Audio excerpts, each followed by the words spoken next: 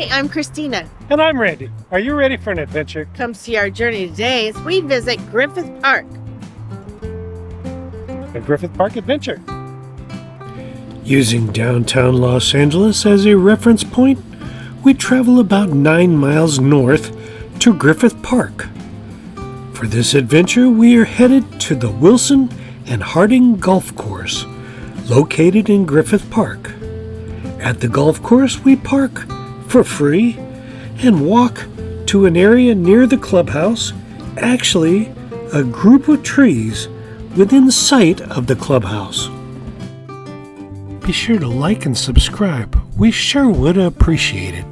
This is actually a video about the great Hall of Fame baseball player Babe Ruth. When we think of George Herman Babe Ruth, we generally think of him as playing baseball for the New York Yankees, as that is where he spent the majority of his baseball career.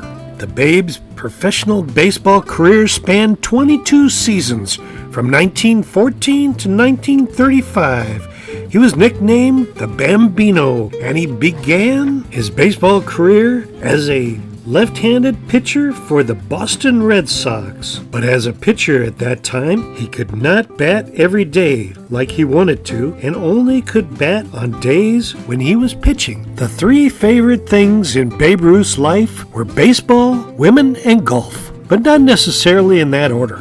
One of his favorite places to play golf in the off-season was at Griffith Park in Los Angeles. Babe Ruth was a passionate and remarkably talented amateur golfer, and he played a major role in popularizing the sport. We've come to the Wilson and Harding Golf Course to look for a plaque. Los Angeles has a tendency to make a plaque for everything. Have you ever heard of the Curse of the Bambino? No, I haven't. The Curse of the Bambino is the reason the Red Sox didn't win the World Series for 86 years. Okay. Because Babe Ruth decided to go to the Yankees, because the Yankees were going to pay him more money. He wanted to go in the outfield so that he could bat every single day. And the Red Sox only wanted him to be a pitcher, so he couldn't bat every day.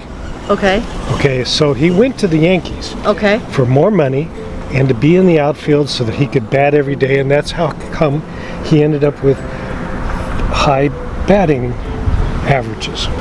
The Red Sox had been winning the World Series every year at that time. After that happened, it was the Curse of the Bambino, and for 86 years they did not win a World Series. Wow. Okay. Where did it happen? Right here. His favorite golf course was in Los Angeles at Griffith Park, and he was golfing, and they've got a marker. We're going to try to find that marker to show exactly where the Curse of the Bambino started. Yeah. The clock. That's a pretty clock. It's a beautiful golf course with a wonderful clock to keep track of your tee time, but this is not the plaque we're looking for. Well, Sherlock. Was I right? Yep, that's the birth of the curse. The birth of the curse. Okay, this here is the birth of the curse. So on January 5th of 1920, the World Series winning Boston Red Sox pitcher George Herman Babe Ruth was playing here on his favorite golf course, LA golf course. He was approached by the New York Yankees manager, Miller Huggins, who had come all the way from New York to inform him their 2 teams had worked out a trade pending Ruth's approval. Ruth completed his round before retiring to the clubhouse to bear his pitch. Babe agreed to the deal, becoming an everyday outfielder, and the Curse of the Bambino was born. So Ruth, who would go on to deliver numerous World Series titles to the Yankees, would be also known as the greatest player who ever played the game, holding countless records. Meanwhile, the Red Sox would be left searching for a World Series title for the next 86 years. Okay. This is where the curse of the Bambino started. Right here. Yep, right on this placard, right here. Right there. The curse of the Bambino. Baseball history at the golf course, of course. Okay. A nice golf course.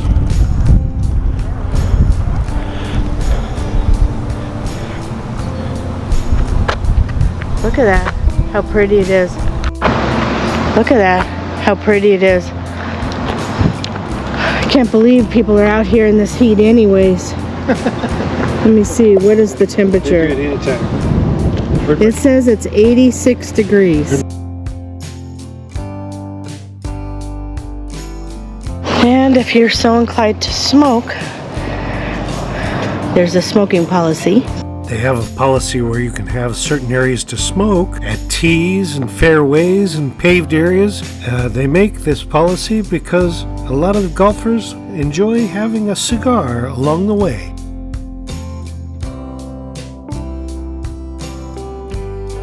Yeah, maybe I don't know if this is it. That's what it said. Park headquarters right there. I believe that Griffith Park has always had a nice ranger station in the park. But who knew that they have a nice, fairly new visitor center? The visitor center opened in December 2025, so we're going to check it out. Visitor center. And since 2025, they've added many improvements to the center. Look at this. These are beautiful. This is the actual ranger station. It's also called a safe house. And look how big Griffith Park is. There's Hollywood Land. Look at it. There's the lake we've driven around. Griffith Park is 4,210 acres. Where's the observatory up there? No, that's Forest Lawn up there. One of the main reasons we tell people to see the sights in Griffith Park is the 4,210 acres in comparison to New York's Central Park.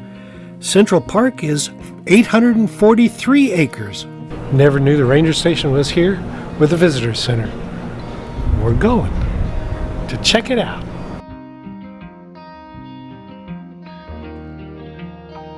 I was checking out all these. Got tables out here. All are in the sun. This is a ceramic history of Griffith Park. All those wild avenues. In the visitor center courtyard, there are some very nice 3D murals depicting the history of the park. They're just so detailed. They have the different plants and everything. There's a red-tailed hawk. Then you have the Spanish arrival in 1769, Spanish soldier. And then we planted coffee beans. Wow, we had the Ranchos Rain.